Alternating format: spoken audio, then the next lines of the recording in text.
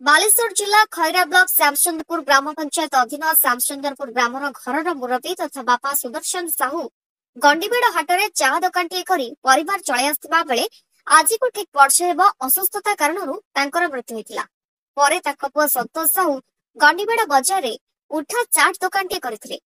Liver cancer रे Cuttack medical चिकित्सित होइतिबा बेले से मध्य प्राण हराइथिले। वर्तमान संतोष को स्त्री संस्मिता तांकर 4 झियो वृद्धा मां एवं विकलांग भौणी अछंती।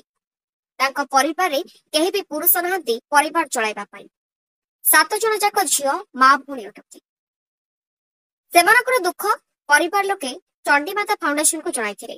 फाउंडेशन रो उपदेष्टा बुद्धिराम पाणिग्राही, धनंजय पंडा, विश्वनाथ प्रधान, जयंत विश्वाल, सत्यजित भाई, गौतम नायक, अनादि भाई, सुशांत विश्वाल, हरीश महांती, कृष्णा विश्वाल तांको परिवार को भेटी गोटे मास पई तेजराती किछि पनीपरिबा एवं खर्च पई किछि टंका देथिले। चंडीमाता फाउंडेशन रो एपरि कार्य को अंचलवासी भूरी भूरी प्रशंसा करथिले।